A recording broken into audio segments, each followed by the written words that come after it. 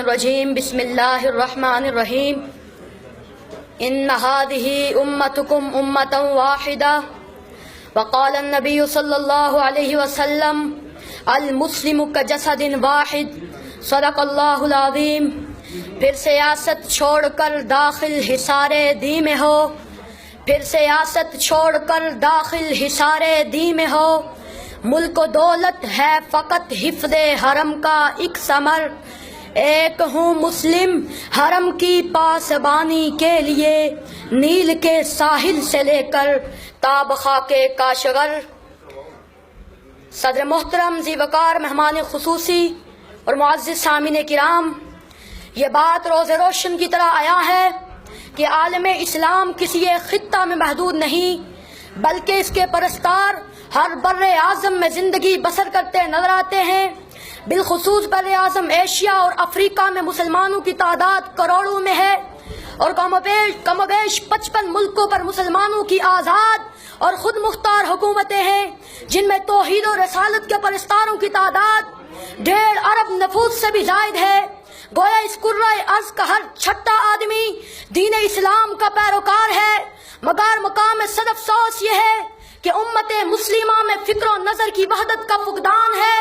اور مرکزیت کی شدید کمی ہے۔ ہم آہنگی اور یکجہتی نہ ہونے کے برابر ہے۔ ہر ملک ذاتی اور علاقائی مفاد کا اسیر ہے۔ رنگ و نسل عرب و عجم کے بت گاڑ دیے گئے ہیں، جس کی وجہ سے مسلمان زوال اور انحطاط کا شکار ہے۔ اقبال نے مسلمانوں کی ذلت اور پستی کو دیکھا اور تاریخ کے اوراق کو کھنگالا۔ اقبال اپنی آنکھ سے اسپین کی بدحالی کو دیکھا،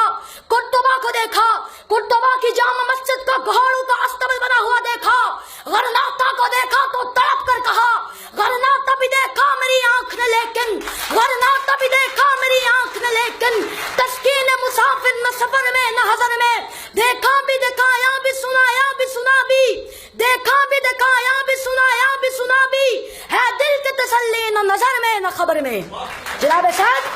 آج پوری دنیا کے مسلمان شدت کے ساتھ محسوس کر رہے ہیں کہ انہیں عربی اور عجمی کی بنیاد پر تختہ مشق نہیں بنایا گیا،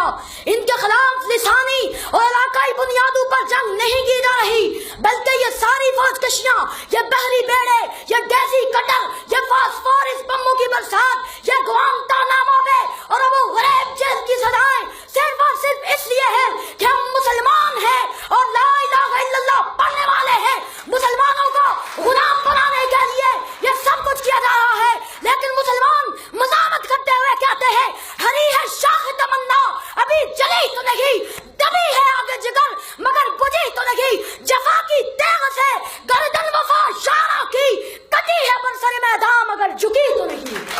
یاد صاحب،